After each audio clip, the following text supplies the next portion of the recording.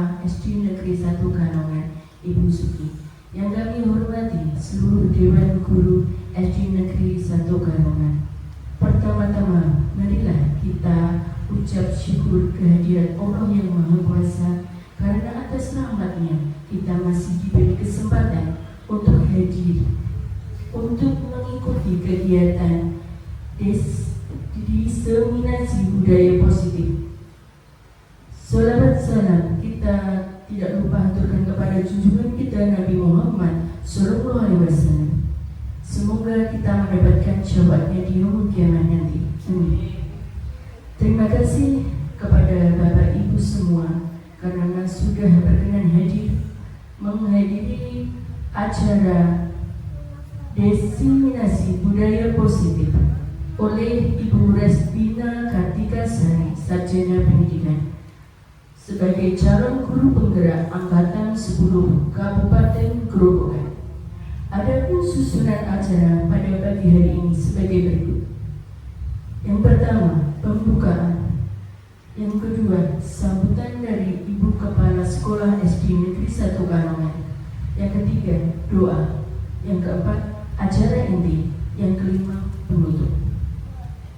Marilah untuk pembukaan yang pertama kita baca dengan bacaan Bismillah bersama-sama. Bismillahirrahmanirrahim.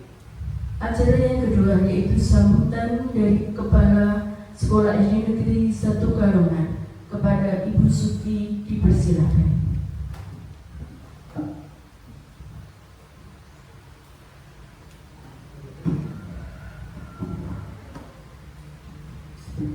Assalamualaikum warahmatullahi wabarakatuh. Yang saya hormati juga sekaligus yang saya banggakan, yang saya cintai, Bapak Ibu guru semuanya dari kelas 1 sampai kelas 6, juga termasuk guru mata pelajaran, guru olahraga maupun guru PAI, khususnya kepada Mbak Resbina Kartika Sari yang pada pagi hari ini akan menyampaikan diseminasinya. Saya ucapkan selamat untuk menjalankan kegiatan CGP ini karena sudah sampai pada kegiatan diseminasi, itu artinya sudah mau berjalan di sampai modul 2 ya Pak ya. Amin. Bapak Ibu semuanya, tak lupa marilah kita senantiasa panjatkan puji syukur kehadirat Allah Subhanahu wa Ta'ala atas segala rahmat, hidayah, inayahnya kepada kita semuanya yang telah diberi nikmat sehat yang tiada tara pada pagi hari ini, sehingga Bapak Ibu guru bisa hadir semuanya untuk turut menyaksikan, mendukung, mensupport kegiatan teman kita Mbak Kartika Resbina Kartika Sari ya. Ini namanya sama dengan anak saya, pakai Kartika Bintang ya. Ini juga marilah senantiasa juga selalu berikan sholawat serta salam kita haturkan pada junjungan Nabi besar kita Muhammad Sallallahu Alaihi Wasallam yang selalu kita nantikan syafaatnya dari yang nanti. Amin ya rabbal alamin. Bapak Ibu, saya ucapkan terima kasih atas supportnya ya pada hari ini, kehadirannya pada hari ini di kegiatan diseminasi teman kita Mbak Kartika. Juga saya ucapkan selamat juga kepada Mbak Kartika yang sudah sampai di titik ini. Kita berharap semuanya semoga apa yang dilakukan Mbak Kartika ini semoga berjalan lancar sampai selesai, sampai mendapatkan sertifikat kelulusan sebagai CGP ya, yang nantinya akan menjadi pelopor ya bagi kita semuanya ya, khususnya SD Negeri 1 Ganongan ini.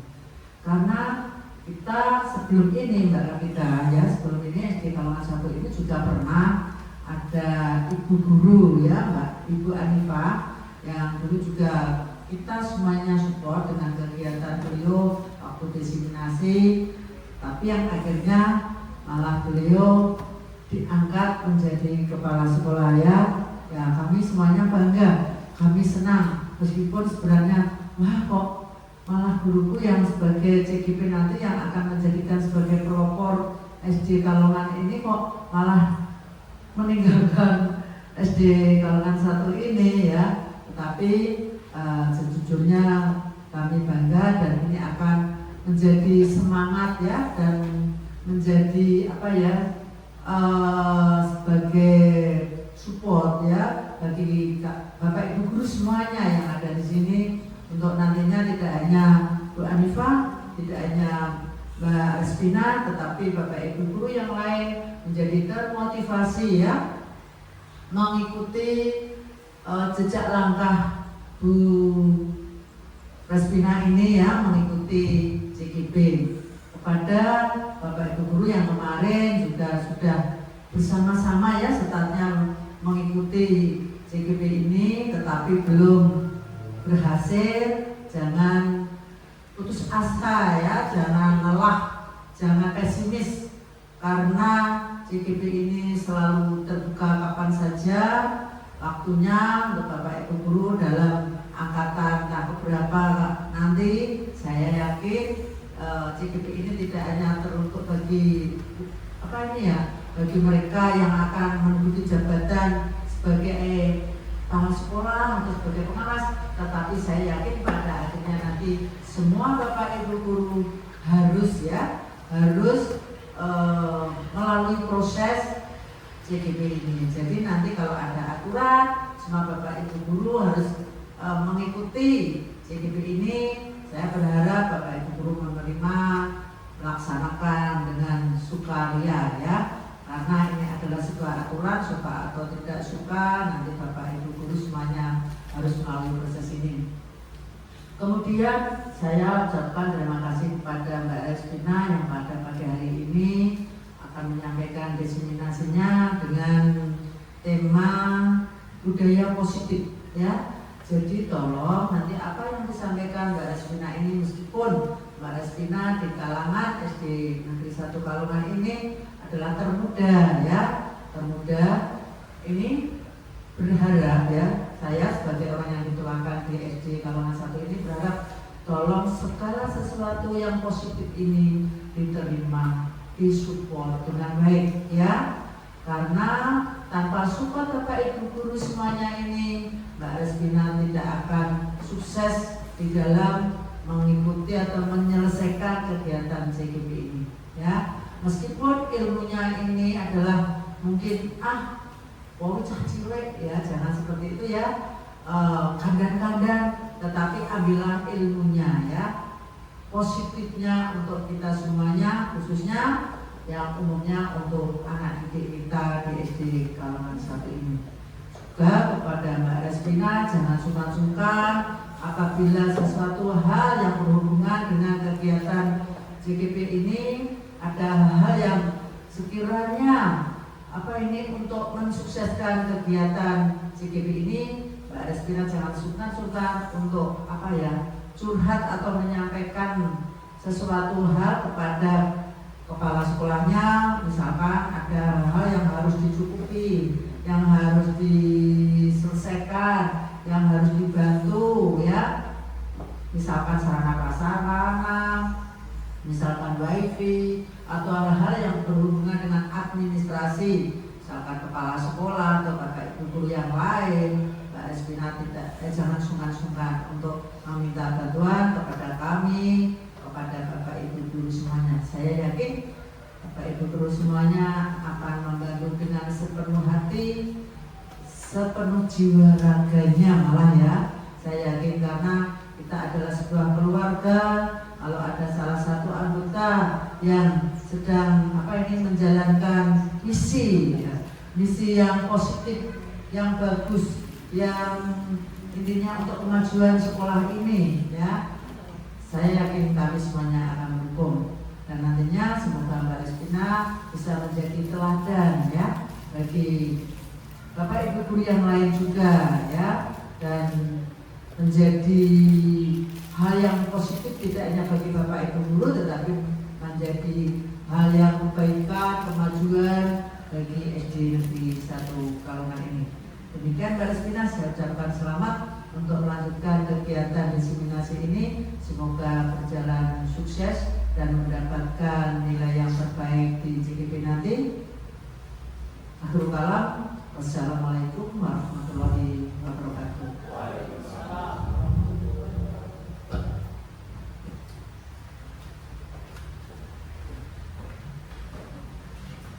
Acara selanjutnya yaitu doa kepada petugas disilakan.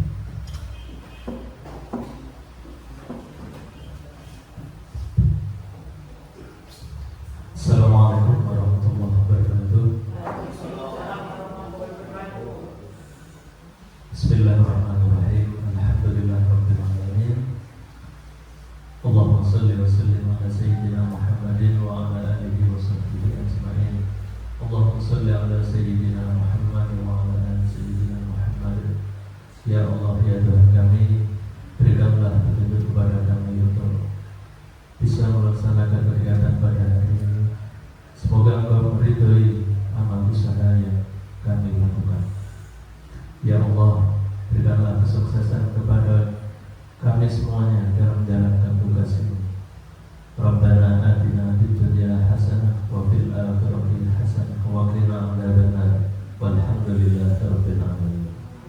Assalamualaikum warahmatullahi wabarakatuh. Acara selanjutnya yaitu acara ini diseminasi budaya positif oleh Ibu Respina Kartika Sari Sarjana Pendidikan. Kepada beliau disilakan.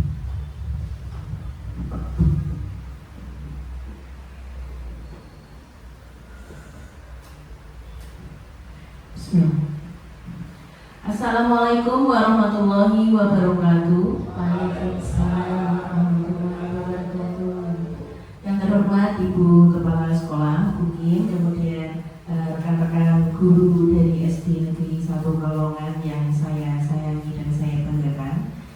Di sini saya akan menyampaikan diseminasi budaya positif sebagai salah satu tugas dari kegiatan CGP Angkatan 10. Di sini saya hanya sekedar sharing ya, kita belajar bersama. Jadi jangan dianggap saya menggurui atau bagaimana, tapi kita belajar bersama di sini.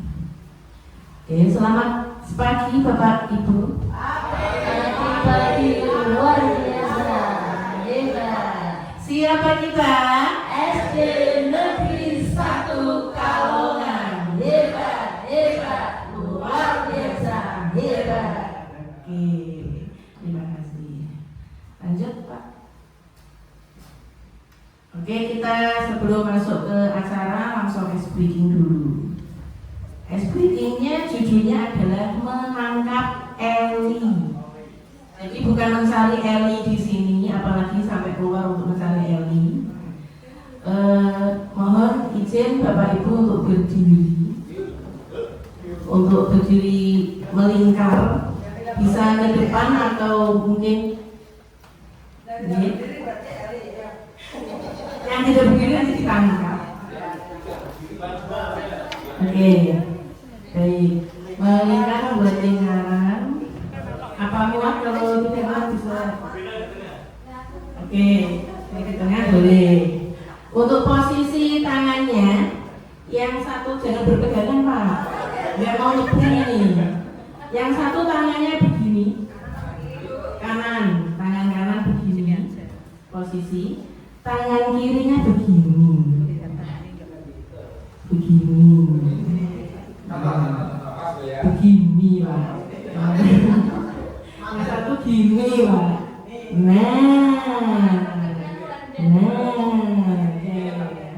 Nah, aturannya bagaimana? Jadi judulnya tadi adalah menangkap Eli. Di sini telunjuk kita masing-masing itu adalah Eli. Nah, tugasnya tangan yang ini, yang kanan adalah menangkap Eli. punya Eli sendiri, tapi Eli di sebelahnya. Ya ampun disani Bapak mesake Eli. Oke, siap ya Bapak Ibu. Jadi ada ceritanya dulu gini. Di sebuah desa ada satu keluarga. Eli ini ditolong siapa Eli nih Pak? Kecil-kecil. Ada sebuah keluarga punya 5 orang anak. Ella, Ele, Eli. Jadi Elinya siapa yang ketangkep ini?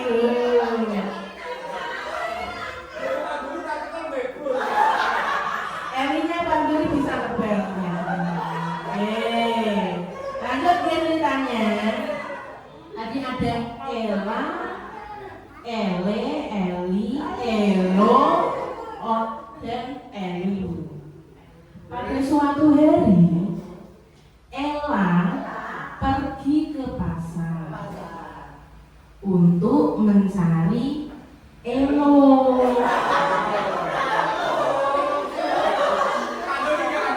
Ella dan Elo sudah bertemu di pasar. Ternyata Ella mau ngapain nyari Elo? Disuruh ibunya. Elo, ayo golek Eli. Oh, siapa yang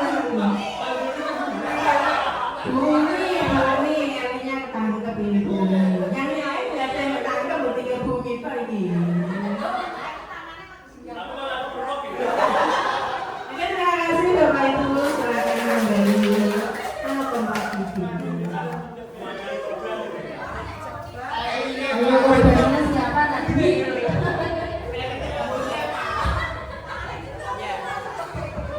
Elona gak ikut ini. Eli. Baik, bagaimana Bapak Ibu sudah fresh? Apa malah sepaneng Eliku kecekel malah? Eline Panduri kecekel malah begini. Dikeruk jadi malah. Baik, kita lanjut. Di sini ada pertanyaan pemantik untuk Bapak Ibu. Apakah Bapak Ibu setuju apabila yang pertama, pemberian hukuman dapat mendisiplinkan siswa? Apakah setuju atau tidak? Memberi hukuman dapat mendisiplinkan siswa. Pak Randy setuju? Randy setuju? Bu Lia setuju? Bu Nur setuju? Oke? Tidak setuju Bu Dewi? Tidak setuju. Oke, kita simpan dulu. Pertanyaan kedua, pemberian hadiah dapat meningkatkan prestasi siswa. Pak Pendi tidak setuju. Bu Dewi setuju. Bu Lia setuju. Pak Putra? Tergantung kondisi ya.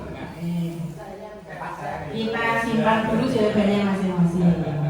Yang ketiga, guru harus mampu memberikan solusi untuk murid yang bermasalah. Setuju? Pak Putra setuju? Yang keempat, guru berperan sebagai teman bagi murid. Berperan sebagai teman bagi murid. Nah, dari keempat pertanyaan ini nanti jawabannya akan kita dapatkan dari paparan-paparan yang akan saya sampaikan hari ini. Apa itu budaya positif? Budaya positif yaitu perwujudan dari nilai-nilai keyakinan universal di sekolah.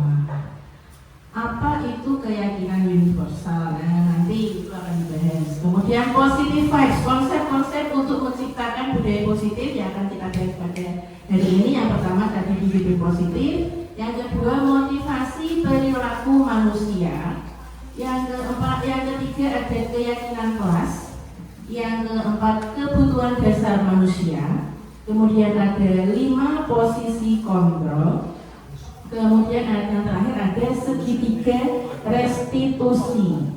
Dari keenam bahasan ini, kira-kira yang asing di telinga ada nggak? Kalau keyakinan kelas sudah sering membuat untuk keyakinan kelas. Kemudian 5 posisi kontrol, terus yang terakhir ada segitiga restitusi. Nanti kita akan membahasnya bersama-sama, kita akan diskusi pada kesempatan kali ini.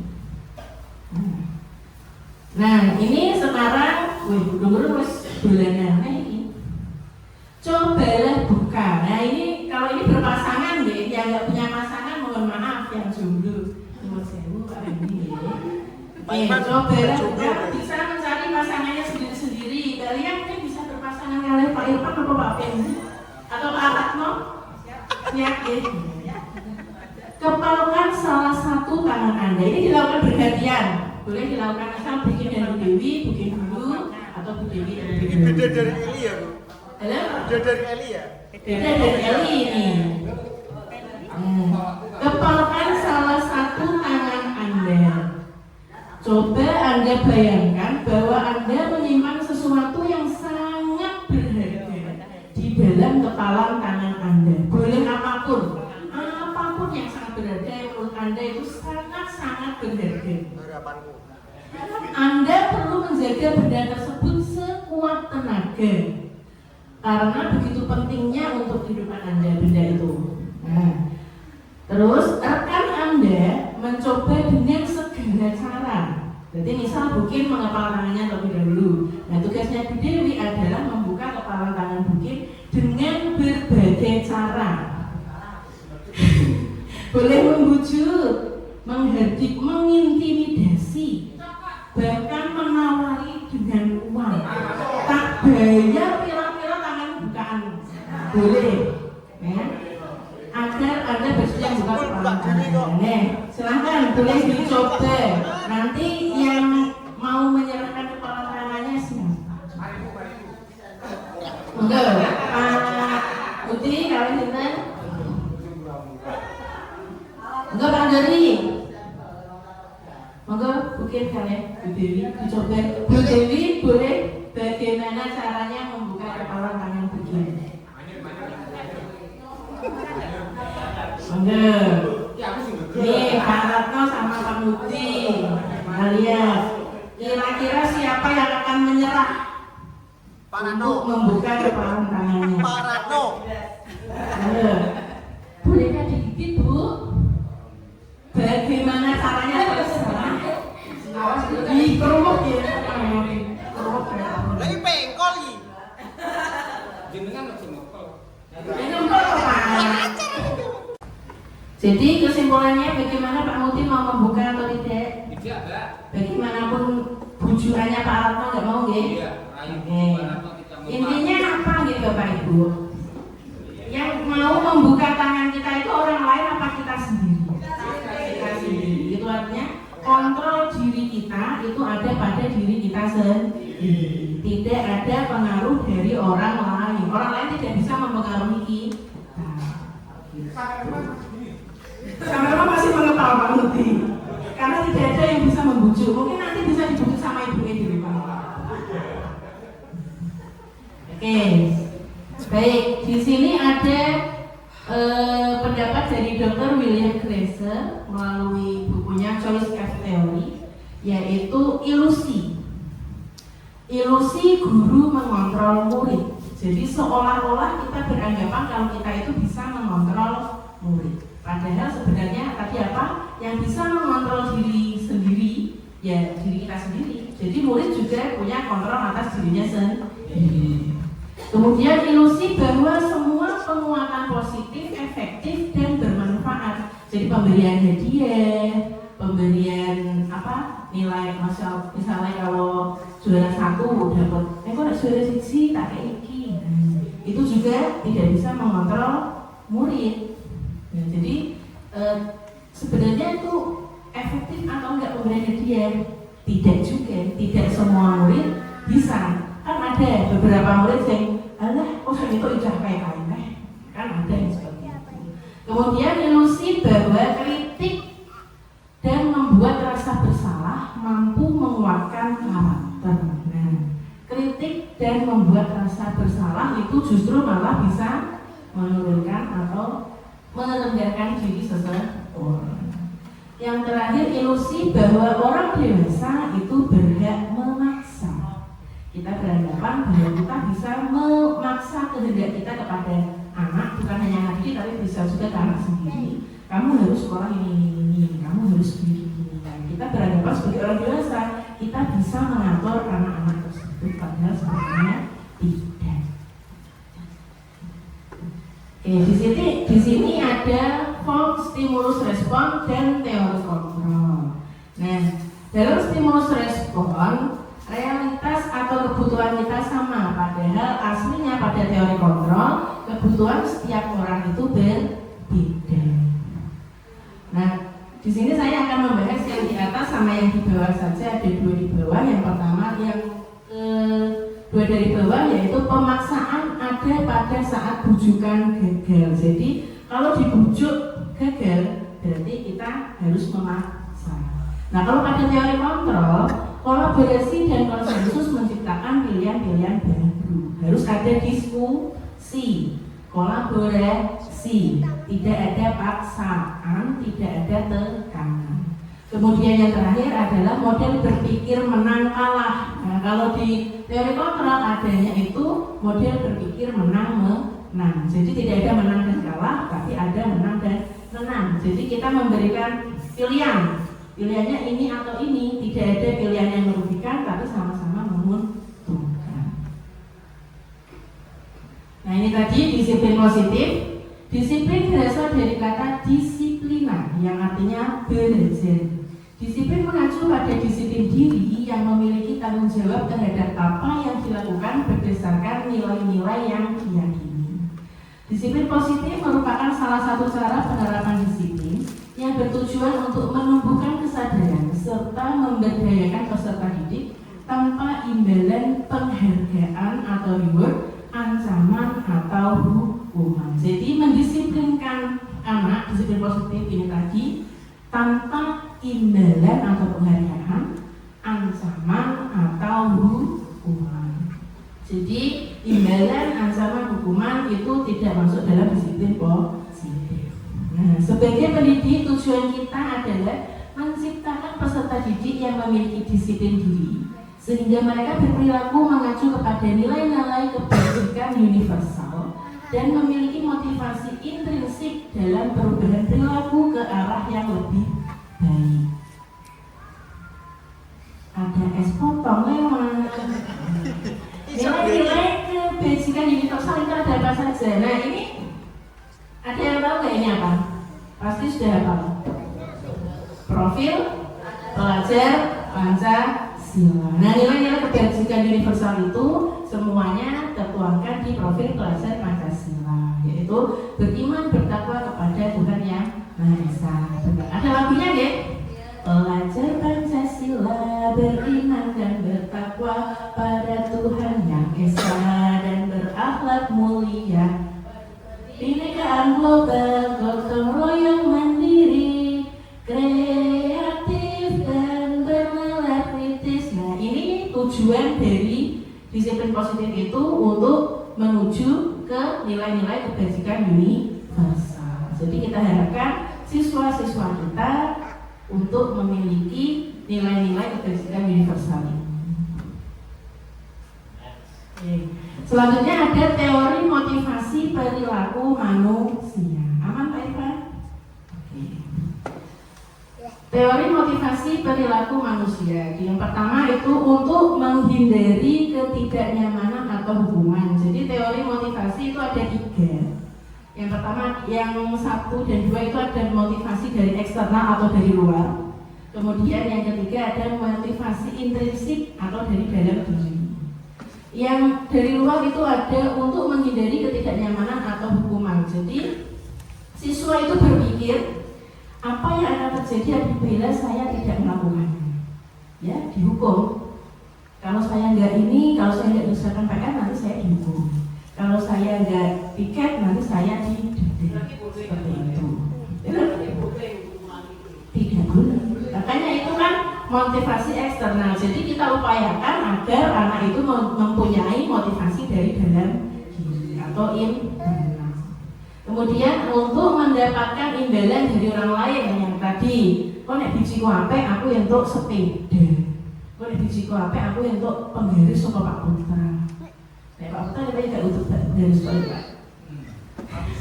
Satu set. Oke, satu set mau Pak? Perangkat sekolah. Alhamdulillah.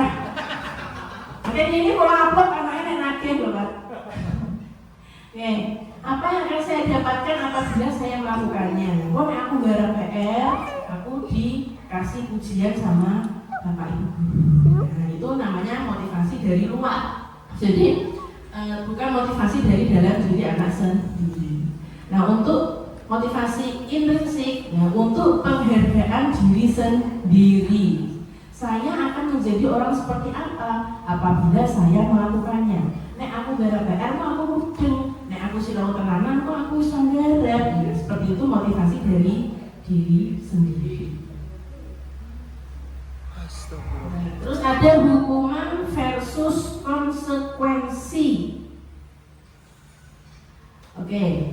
Hukuman sesuatu yang menyakitkan dan harus terjadi. Sedangkan konsekuensi adalah sesuatu yang harus terjadi. Konsekuensi itu seperti apa? Jika saya melakukan ini, saya mendapatkan ini. Nah, itu kan konsekuensi. Nek aku rusake potolote koncoku, berarti aku ngijuli potolote koncoku.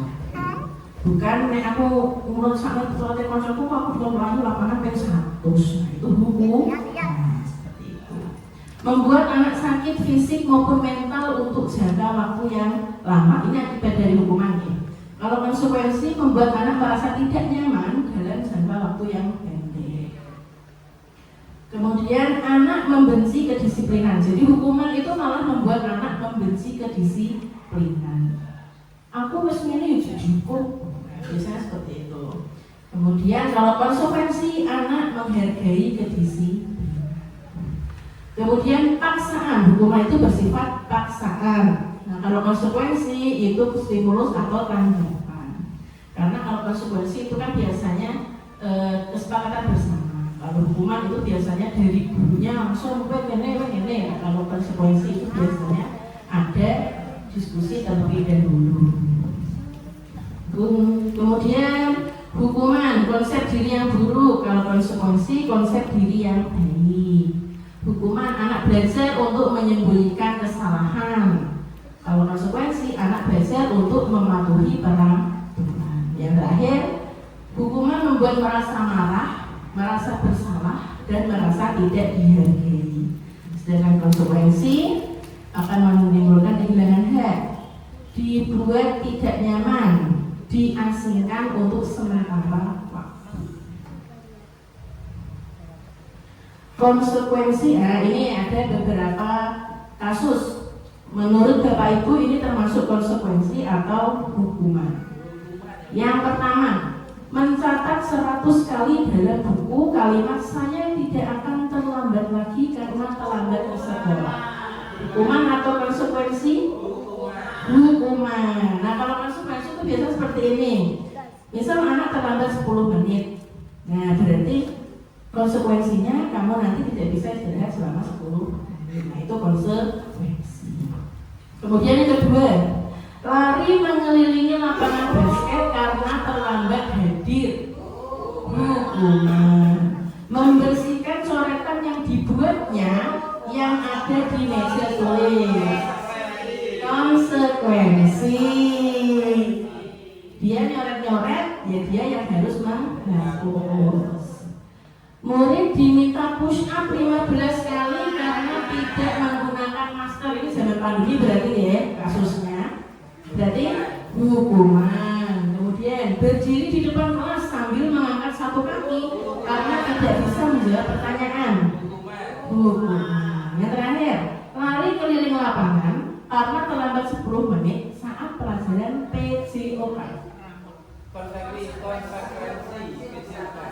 Konsekuensi karena sesuai konteksnya pelajaran PJOK. Bisa berarti dia membedakan yang mana konsekuensi dan yang mana hukuman. Terus kali ini betul hukuman itu. Kemudian ini hukuman konsekuensi dan restitusi. Nah, hukuman itu tidak terencana, bersifat satu arah, bisa berupa hukuman fisik, psikis, atau dengan kata-kata kasar. Kalau konsekuensi bersifat terencana, sudah disepakati, bentuk-bentuk konsekuensi dibuat oleh pihak sekolah atau guru.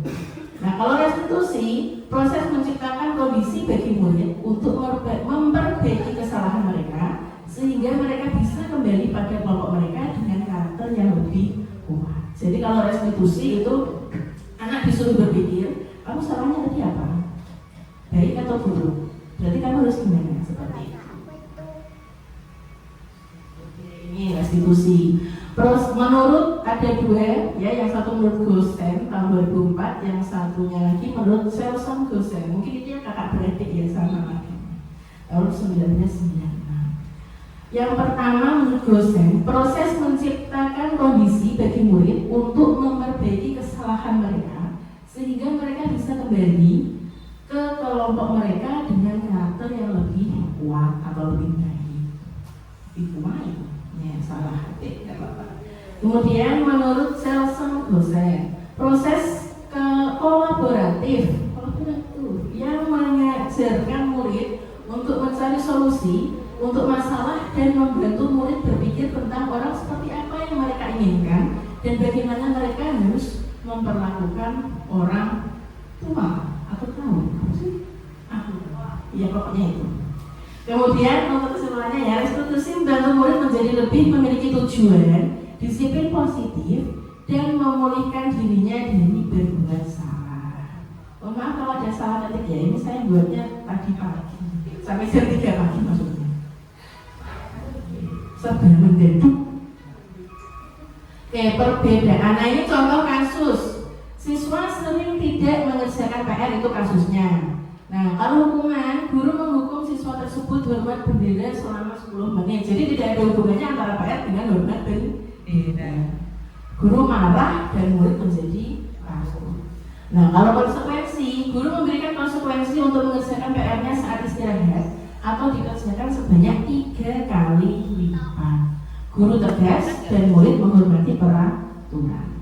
Nah, kalau restitusi, guru menanyakan keyakinan kelas atau dirinya dan membantu siswa menyelesaikan masalahnya. Guru terbuka dan siswa menghormati dirinya dan orang lain. Nah, kalau restitusi ditanya alasannya, kenapa tidak menyelesaikan PR? Ada masalah apa?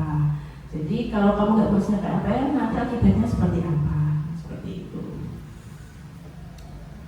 Yang ketiga, keyakinan sekolah atau keyakinan kelas. Di sini ada prosedur pembentukan keyakinan sekolah atau kelas. Kalau keyakinan kelas sepertinya Bapak Ibu sudah sering membuatnya, sudah ada di kelas-kelasnya. Di sini ada nggak Pak Putra?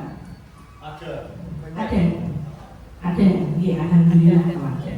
Kalau di kelas saya ada, tapi pun tetek, jadi pun nggak nempel. Seperti itu.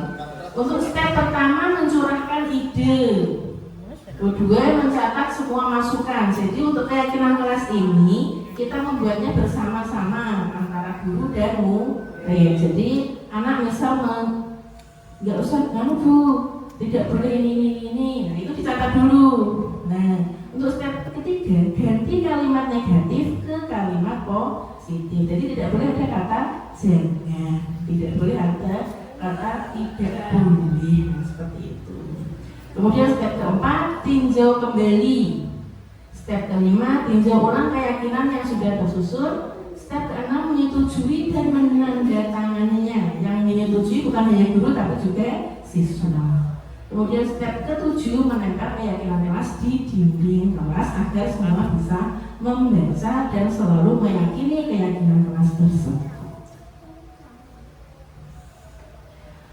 Kebutuhan dasar manusia ada 1, 2, 3, 4, ada 5 kebutuhan dasar manusia. Yang pertama yaitu bertahan hidup, di mana manusia pasti melakukan hal-hal ini untuk bertahan hidup. Yang pertama makan, terus punya pakaian, tempat tinggal, dan keamanan juga kesehatan. Yang kedua, kebutuhan akan kasih sayang dan rasa diterima. kasih sayang Pak Pedi. Ada yang menyayangi ya? Ada yang ngasih, ada yang Alhamdulillah.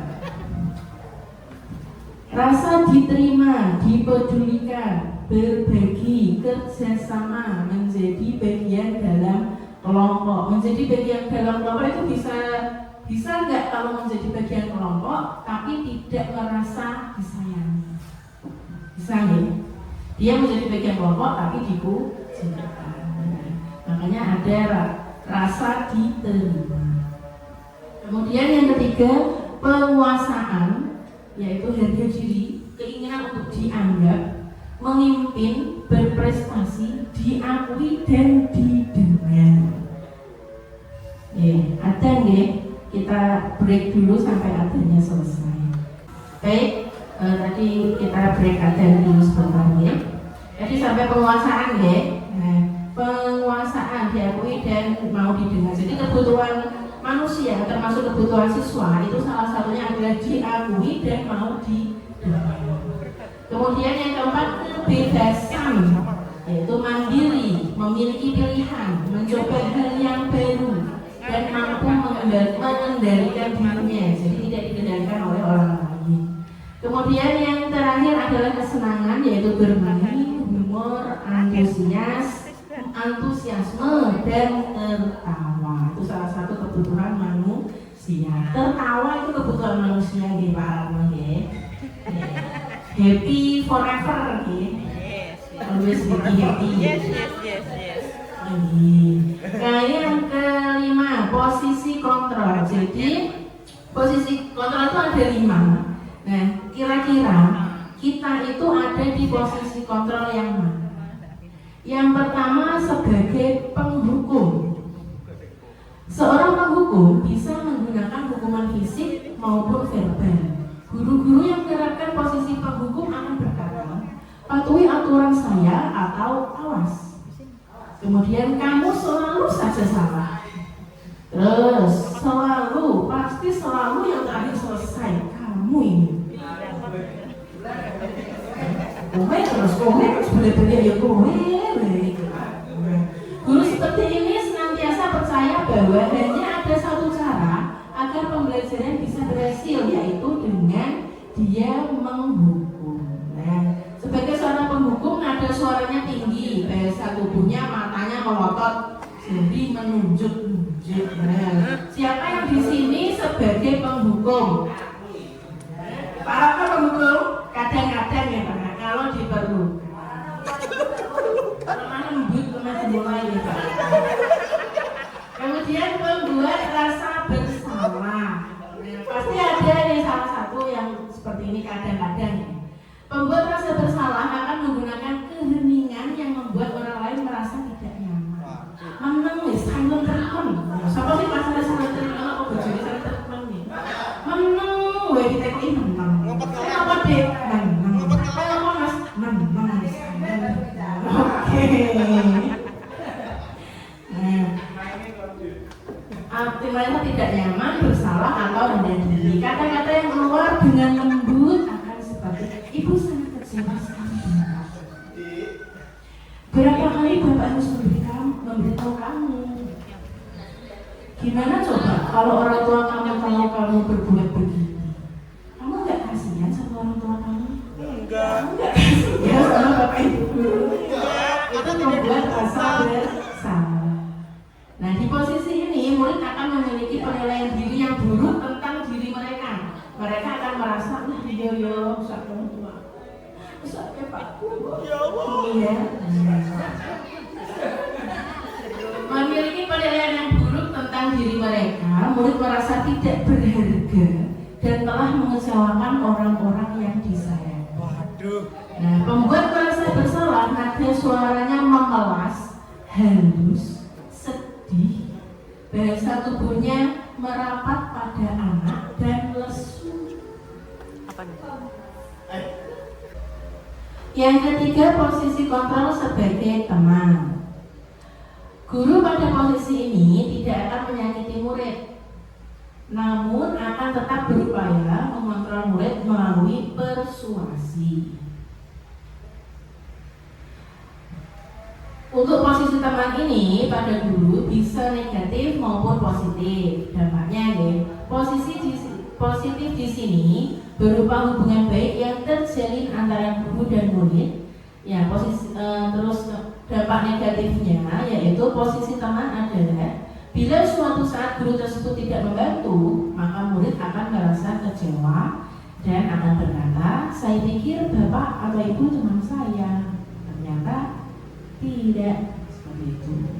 Murid hanya akan bertindak untuk guru tertentu dan tidak untuk guru lainnya. Mereka akan berkata, nah untuk guru yang memiliki posisi kontrol sebagai teman, ayo bantulah demi bapak ya. Kemudian, ayo ingat tidak bantuan bapak selama ini. Ya sudah, kali ini gak apa-apa, nanti ibu bantu bereskan. Untuk posisi teman, nada suaranya ramah, akrab, dan bercanda. Bahasa tubuhnya merapat pada murid, mata dan senyum jenaka. Kemudian yang keempat, posisi kontrol sebagai pemantau. Pemantau berarti mengawasi atau pengawas. Pada saat kita mengawasi, kita bertanggung jawab atas perilaku orang-orang yang kita awasi. Pertanyaan yang diajukan seorang pemantau yaitu, peraturannya apa? Apa yang telah kamu lakukan? Kemudian sanksi atau konsekuensinya apa? Seorang pemantau sangat mengandalkan penghitungan catatan data yang dapat digunakan sebagai bukti atas perilaku seseorang.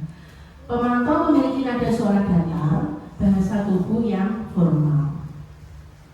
Posisi kontrol yang terakhir yaitu sebagai manajer.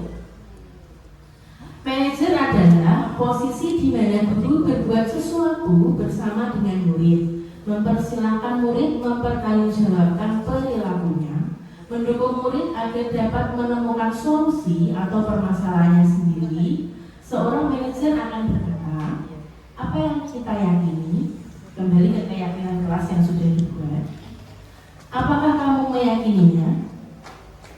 Jika kamu meyakininya, apakah kamu bersedia memperbaikinya? Jika kamu memperbaiki ini, hal ini menunjukkan apa tentang dirimu? Apa rencana kamu untuk memperbaiki hal ini? Jadi jika ada murid atau siswa melakukan kesalahan, kita akan bertanya, kamu tahu kamu salah. Apa keyakinan kelas yang sudah kamu langgar? Bagaimana kamu memperbaikinya? Jadi kita tanyakan solusi dari permasalahan itu kepada siswa. Dia bedanya seperti apa? Tugas seorang manajer bukan untuk mengatur perilaku seseorang. Kita membimbing murid. Manajer memiliki nada suara tulus, bahasa tubuh tidak kaku, dan mendekat ke murid. Contoh penerapan 5 posisi kontrol. Dalam contoh kasus, siswa tidak memakai atribut lengkap saat upacara bendera. Yang pertama untuk posisi penghukum. Posisi kontrol penghukum pasti akan langsung patuhi aturan sekolah lalu berdiri di depan barisan. Untuk pembuat rasa bersalah, berapa kali bu guru harus memberitahu kamu? Bu guru kecewa sama kamu. Untuk posisi teman, ayolah yang tertib. Kok ini kali ini tidak apa-apa, kamu salah. Kali jangan lagi ya. Itu untuk posisi sebagai teman. Untuk posisi pemantau, kamu sudah melanggar apa peraturan dan konsekuensinya. Untuk manajer, apakah kamu tahu kesalahanmu? Kira-kira bagaimana kamu akan memperbaiki keadaan ini? Seperti itu. Oke, yang terakhir, segitiga restitusi. Nah, ini segitiga restitusi itu digunakan untuk memperbaiki atau membantu siswa untuk mengatasi masalah-masalah yang dihadapi siswa. Seperti tadi kasusnya tidak memakai atribut lengkap. Yang pertama yang harus dilakukan adalah menstabilkan identitas. Menstabilkan identitas yaitu setiap orang pasti telah pernah melakukan kesalahan. Kamu bukan satu-satunya yang pernah melakukan ini, teman-temanmu juga pernah. Itu menstabilkan identitas. Kemudian validasi terhadap tindakan yang salah. Tentu kamu punya alasan mengapa kamu melakukan itu. Jadi ditanya kenapa, misal tadi contohnya yang atribut tidak lengkap. Kenapa kamu nggak bawa topi? Ada masalah apa? Kenapa bisa ketinggalan? Seperti itu. Kemudian terakhir menanyakan keyakinan. Keyakinan kelas apa yang telah kita sepakati? Kemudian keyakinan apa yang kamu langgar? Terus kamu ingin menjadi seperti apa? Seperti itu. Oke.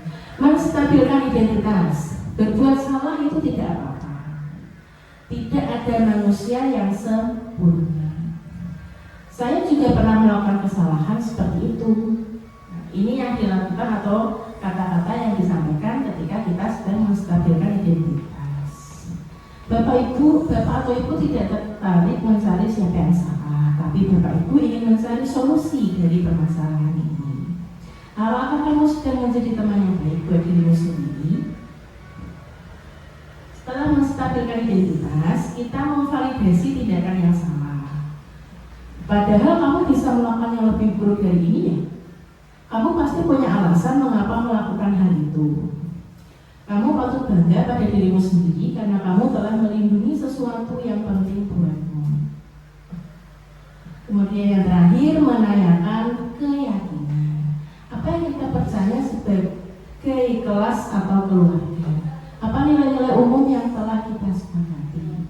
Apa bayangan kita tentang kelas yang ideal? Kamu mau jadi orang yang seperti apa? Seperti itu. Nah, kemarin saya sudah membuat simulasi atau dialog atau syuting ya kemarin sama anak-anak tentang segitiga restitusi, praktik segitiga restitusi. Berikut videonya bisa ditonton bersama-sama. Oke, skenario kasus 1. Gio adalah siswa yang sering datang terlambat ke sekolah. Terlambat. Dia selalu tergesa-gesa dan menyebabkan tidak bisa hadir tepat waktu. Sebagai guru harus menyelesaikan masalah tersebut dengan baik menggunakan tahapan segitiga restitusi. Silakan Pak Ibrahim.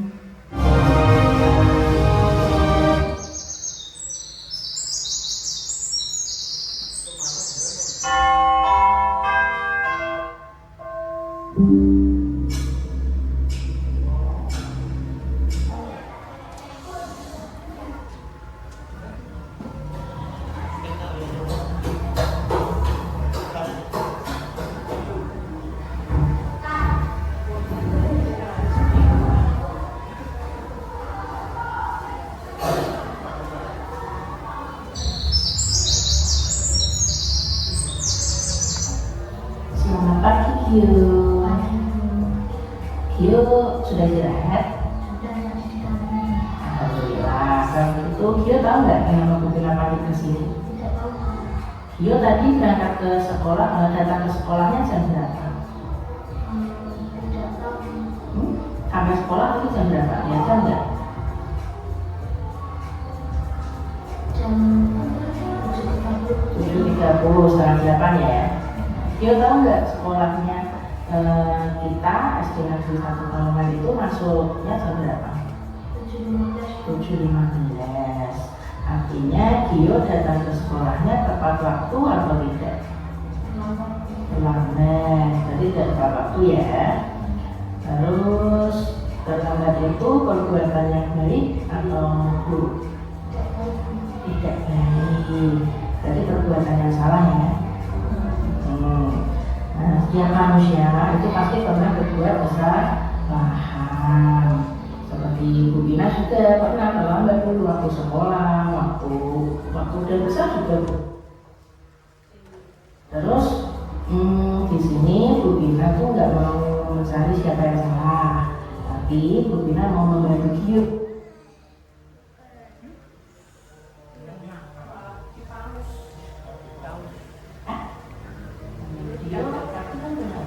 Kenapa hari ini terlambat? Wah, yuk bisa ceritakan kenapa? Bangunnya ke sini.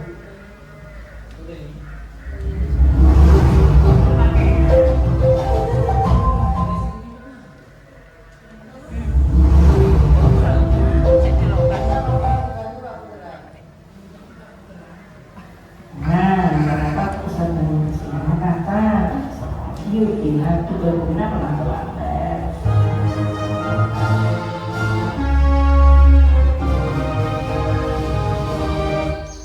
Enggak. Selamat pagi, Kyu. Kyu sudah istirahat? Alhamdulillah. Kalau begitu, Kyu tahu nggak kenapa Bina panggil ke sini? Kyu tadi berangkat ke sekolah, datang ke sekolahnya jam berapa? Sampai sekolah itu jam berapa? Biasa nggak? Jam 7.30 setengah 8 ya. Dia tahu nggak sekolahnya kita SD Negeri 1 Balongan itu masuknya jam berapa? 7.15. Artinya dia datang ke sekolahnya tepat waktu atau tidak? Lambat. Jadi tidak tepat waktu ya. Terus terlambat itu perbuatan yang baik atau buruk? Tidak baik. Berarti perbuatan yang salah ya. Nah, setiap manusia itu pasti pernah berbuat kesalahan. Seperti Ibu Bina juga pernah loh. Oke. Makasih Pak. Oke. Nah, tadi bertanya, Bu Pina berkata, setiap manusia pasti pernah melakukan kesalahan. Nah, ini adalah tahapan dari sekitar restitusi yang disebut menstabilkan identitas. Lanjut Pak Arno. Dulu waktu sekolah, waktu udah besar juga Bu Pina pernah terlambat. Nah, terus di sini Bu Pina tuh nggak mau mencari siapa yang salah. Tapi Bu Pina mau membantu Kyu untuk mencari solusi terhadap masalah keterlambatan Kyu datang ke sekolah. Ya, Kyu pasti kan punya alasan kenapa hari ini terlambat ke sekolah. Yuk bisa cerita kenapa? Haus dan melihat. Oke, anaknya disuruh cerita kenapa bisa terlambat. Nah, itu tanggapan dari validasi tindakan yang salah. Lanjut Pak Arno. Kesiangan, kenapa bisa bangun kesiangan? Semalam tidurnya jam berapa? Jam 10. Terus kok bisa tidur jam 10 itu ngapain, belajar atau main? Main HP. Nah, terus yuk, ingat kan dulu kita pernah membuat kesepakatan kelas. Bio tahu nggak terlambat itu melanggar kesepakatan kelas kita. Nah, kira-kira melanggar kesepakatan yang apa? Tahu? Oke. Untuk tahapan restitusi yang terakhir yaitu menanyakan keyakinan kelas. Jadi guru akan bertanya, Yo sudah tahu kalau anak itu berbuat salah. Jadi dia akan bertanya keyakinan kelas yang mana atau kesepakatan kelas yang mana yang sudah dia langgar. Lanjut Pak Ratno. Disiplin dan tepat waktu. Yo yakin nggak kalau disiplin dan tepat waktu itu penting untuk kita? Yakin? Yakin. Nah sekarang berarti apa yang harus dilakukan agar dia datang ke sekolahnya tidak terlambat pagi dan tepat waktu serta disiplin? Lebih awal, itu lebih awal. Terus apa lagi? Memasang alarm. Terus tidur awalnya kira-kira jam berapa? Atau? Setengah 9 atau setengah 8. Yakin nggak bisa bangun lebih awal kalau tidurnya sudah lebih awal? Iya. Nah sekarang dia kan tahu apa yang harus dilakukan. Kira-kira kapan dia akan memulainya? Malam. Hari ini ya tadi. Berarti mulai hari ini Kyu akan melakukan perubahan agar menjadi lebih baik, lebih disiplin dan tepat waktu. Bisa? Bisa. Ya, Bos. Terima kasih Kyu.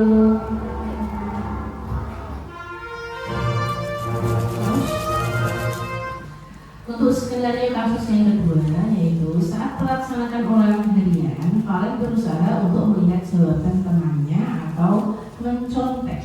Sebagai guru, harus menyelesaikan masalah tersebut dengan baik menggunakan tahapan segitiga restitusi. Mulai.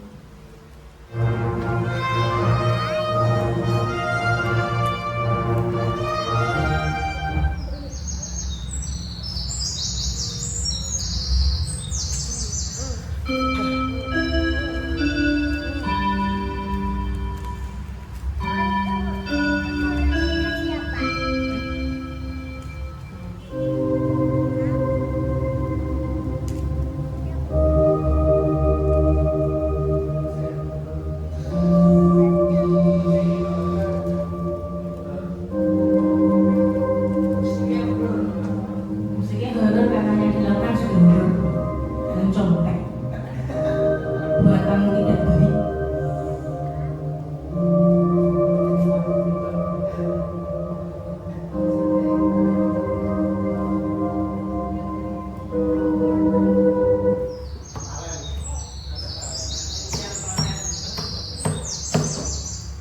Selamat siang, Valen.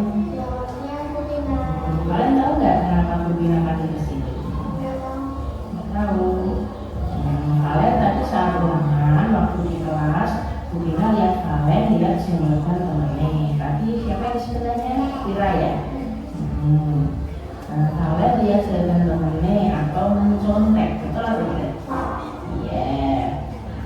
Terus mencontek itu perbuatan yang baik atau buruk? Tidak baik. Oke. Setiap orang itu kan pasti pernah melakukan kesalahan. Termasuk Bu Gina juga pernah melakukan kesalahan dulu. Kalian juga pernah yang mencontek tadi, termasuk kita membuat kesalahan. Nah, tapi Bu Gina di sini bukan mau mencari siapa yang salah, tapi Bu Gina mau membantu untuk mencari solusi supaya kalian tidak mencontek lagi, ya. Nah, kalian pasti kan punya alasan kenapa tadi kalian mencontek. Coba cerita, apa sih? Tadi malam kalian nggak belajar. Kenapa nggak belajar? Main. Jadi karena nggak belajar, kalian nggak bisa menyelesaikan soal yang baik. Iya. Nah, kira-kira kelas yang mana yang tidak kalian yang kesempatan kali ini? Jujur. Nah, jujur dalam bertindak ya. Nah, kalian yakin nggak kalau sikap jujur kita perlukan dalam diri kita? Yakin ya? Nah, sikap jujur itu baik menurut kita. Kalau kalian sudah yakin, kira-kira apa yang harus kalian lakukan supaya kalian tidak nyontek lagi? Karena nyontek itu kan perbuatan yang tidak jujur. Terus apa yang harus kalian lakukan supaya kalian tidak nyontek lagi? Belajar. Semampunya. Berdoa sebelum dilaksanakan. Oke, kalian sudah tahu apa yang harus dilakukan supaya kalian tidak nyontek lagi ya. Nah, sekarang pertanyaannya, kapan kalian mau memulai apa yang kalian katakan tadi? Hari ini. Mulai hari ini. Berarti mulai hari ini kalian akan melakukan yang kalian katakan tadi, belajar, menyelesaikan semampunya, dan tidak lupa berdoa. Terima kasih kalian. Bu Gina yakin kalian dapat menjadi pribadi yang lebih baik lagi, menjadi anak yang solehah dan menjadi anak kebanggaan orang tua. Terima kasih. Sudah stop. Itu tadi adalah dua contoh bagaimana kita menerapkan segitiga restitusi untuk menyelesaikan permasalahan-permasalahan yang ada pada siswa. Oke, demikian presentasi atau diseminasi budaya positif dari saya. Atas perhatian dan kerjasama Bapak Ibu, saya ucapkan terima kasih. Wassalamualaikum warahmatullahi wabarakatuh. Kemudian saya kembalikan kepada MC. Terima kasih. semoga acara yang disampaikan dari Ibu Resmina tentang diseminasi budaya positif bisa kita ambil manfaatnya bersama-sama ya. Oke, acara demi acara telah berjalan dengan lancar. Kita sampai pada acara yang terakhir yaitu penutup. Marilah kita tutup dengan bacaan hamdalah bersama-sama. Akhir kata, wassalamualaikum warahmatullahi wabarakatuh.